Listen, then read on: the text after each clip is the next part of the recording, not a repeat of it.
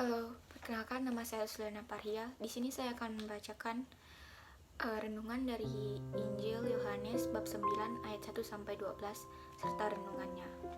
Pertama-tama saya akan membacakan isi dari Injilnya, yaitu tentang orang buta sejak lahirnya. Waktu Yesus sedang lewat, ia melihat seorang buta sejak lahirnya.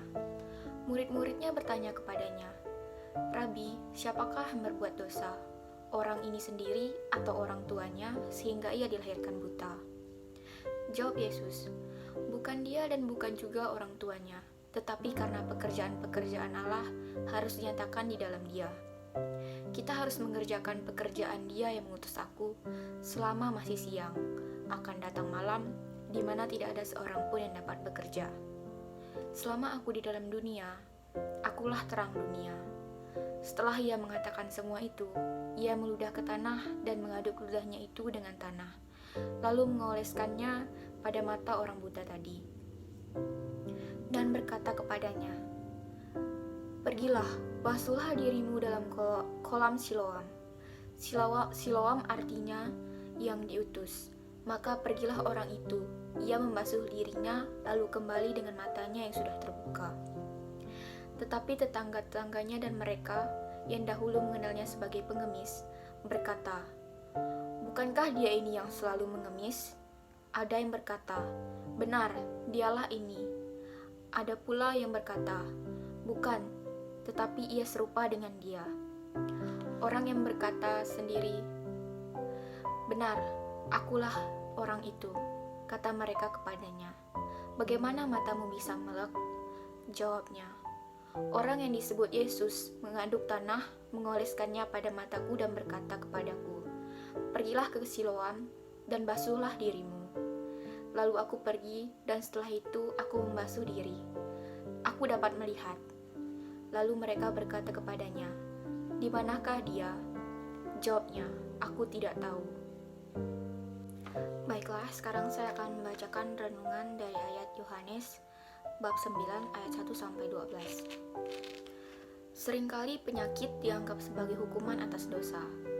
Bahkan dalam Yohanes bab 5 ayat 14, Yesus mengingatkan orang lumpuh yang telah ia sembuhkan untuk berhenti berbuat dosa supaya dia tidak mengalami sakit yang lebih buruk lagi.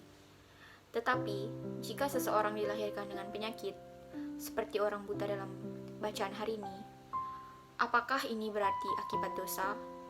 Bagaimana mungkin ia dihukum jika kebutaan itu dialaminya sejak lahir?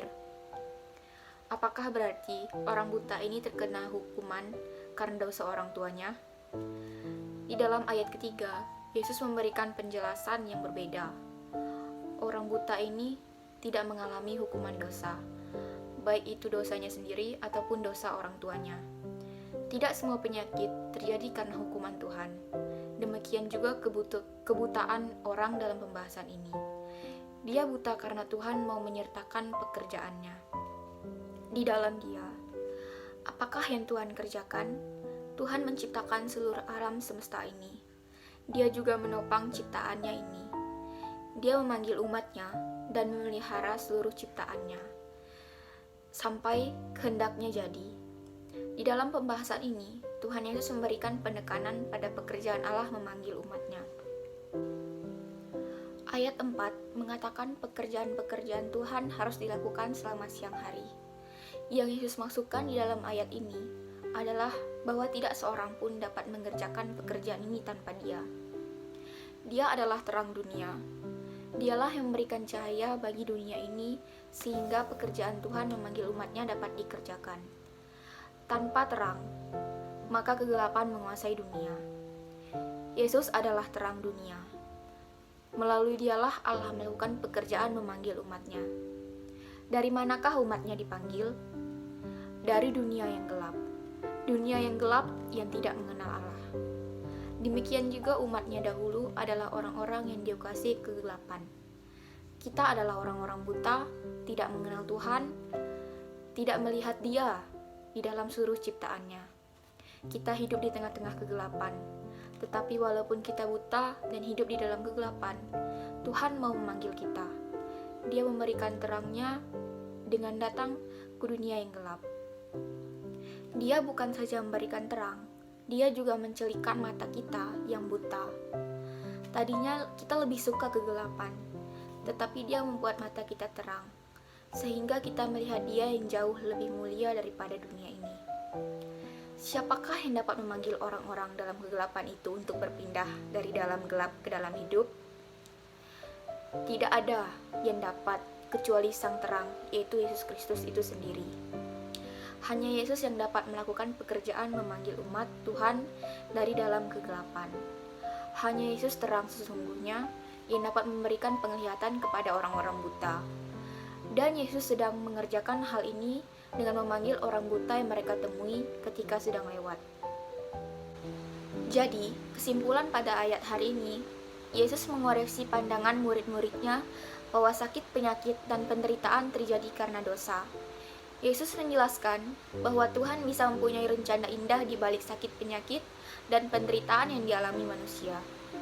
Melalui semua itu, pekerjaan-pekerjaannya yang ajaib akan dinyatakan. Maka, selama masih ada kesempatan, kita harus melakukan pekerjaan-pekerjaan Allah. Inilah yang dilakukan Yesus, lakukan sebagai terang dunia dengan menyembuhkan orang buta itu. Meskipun hari itu adalah hari Sabat, mukjizat penyembuhan orang buta itu kemudian menjadi kesaksian indah bagi para tetangganya. Hari ini kita belajar bahwa di balik sakit, penyakit, dan penderitaan, ada rencana Tuhan yang indah dalam hidup ini. Sebab itu, ketika sakit, penyakit, dan penderitaan datang menerpa kita, nantikanlah saat Tuhan bekerja dan menyatakan maksudnya yang indah dalam hidup kita. Pada saat itu terjadi, kita mesti menyambutnya dengan penuh syukur, serta berani memberikan kesaksian tentang keberadaan Tuhan kepada orang lain, supaya mereka juga mengalami karya-karya ajaib di dalam hidup mereka. Sekian renungan hari ini.